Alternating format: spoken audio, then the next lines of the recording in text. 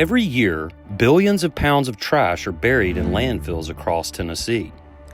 Not in my backyard. That's what people living in Rutherford County are saying about yet another proposal to build more of the Middle Point landfill next to the one that's already there. Before you can even see the Middle Point landfill, you can smell it. With the population boom in Middle Tennessee, landfills are filling up fast. Of all that waste, 75% could be recovered and put back into our economy. But today, Tennessee only recycles about 10% of our waste. We can solve this. There are industries right here in Tennessee that need those materials we are currently sending to our landfills. Kaiser Aluminum is a semi-fabricated aluminum products company. We manufacture products for aerospace, packaging, general engineering, as well as automotive and markets. So currently what we're facing is 2/3 of our primary aluminum in the United States comes from Canada. On average, $800 million to $1 billion annually worth of aluminum beverage cans hitting the landfills. And because aluminum is infinitely recyclable, we could capture that material and bring it back into our facilities. It would certainly help alleviate a lot of the supply issues that we're dealing with, and we may be dealing with significantly into the future. And the only way to do that is through better state and federal policies. The aluminum industry has an economic impact of $9 billion annually in Tennessee. Its impacts can be felt across the entire state. In Huntingdon, Grangus operates one of its 3 U.S. aluminum rolling facilities. Grangus is the largest employer in Carroll County with more than 500 employees. And we're a global foil manufacturing facility. And customers put that in all kinds of applications, everything from HVAC to automotive to flexible packaging, even thinking about all the way down to a Capri Sun or a peanut butter lid. That is the aluminum that you see that comes from our facilities. We could function almost on 100% recyclable if we could get it to fill our demand. It's really kind of traded like a commodity. It's not a fight, but it's a challenge to find an adequate continuous supply.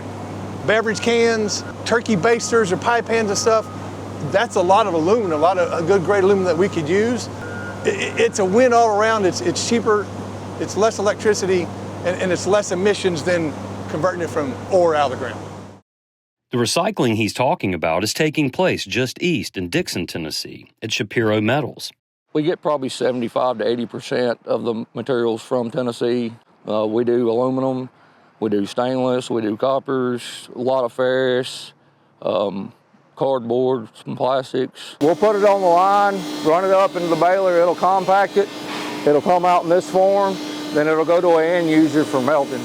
One of those end users is Grangus in Huntingdon, which is how a circular economy works. The waste from one industry provides feedstock for another.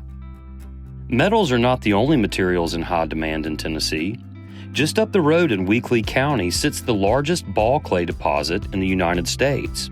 90% of all porcelain tile manufactured in the U.S. includes Tennessee ball clay.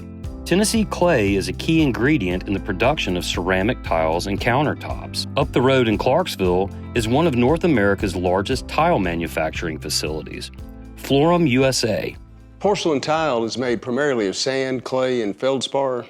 The clay is West Tennessee ball clay. That's why we're here. That's why Tennessee is so popular in the clay industry. The sand, though, we could substitute in glass because it's chemically the same. So bottled glass would be a great source for us to have post-consumer content in our tile. I think it's important to understand the scale of the industry in Tennessee and the scale of industry here at Florum. We could take every bottle landfilled in Tennessee today and we would still have to buy glass. From Crossville to Clarksville, thousands of Tennesseans are employed in our ceramic tile industry. Florum, the tile manufacturer, needs the glass, but currently we don't have the recycling infrastructure in place to capture that glass.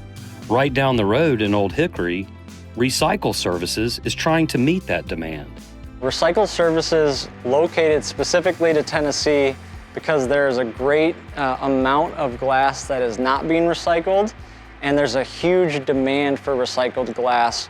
And the reason why recycled glass is so valuable is that when it's cleaned and processed appropriately, It's easier to melt and so is more efficient. You're not remining sand and limestone to create new glass products. And so there's many benefits to the environment and to our businesses. So there's demand for our aluminum and our glass, but what about plastics? A straight shot down I-65 in Troy, Alabama is KW Plastics. KW Plastics is headquartered in Troy, Alabama, and we are considered the world's largest plastics recycler. Companies like Unilever, Procter & Gamble, Toyota, GM, they need post-consumer recycled material, and we would love to be able to supply them with that.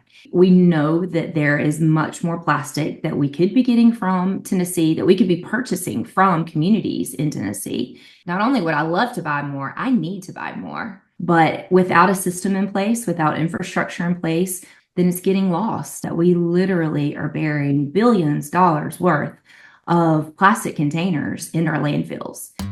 This really is economic development. It's about being a good steward of the resources that we have and maximizing what we already have. We had to go outside of Tennessee to Columbus, Ohio to find a real-world example of the future of recycling. This $100 million facility processes and recycles over 250,000 tons of municipal solid waste per year. In order to bring this degree of investment to Tennessee, there are legislative solutions we can pursue right now to create thousands of new jobs and solve our landfill crisis without using taxpayer dollars, and to become an economic powerhouse in the recycling industries right here in Tennessee.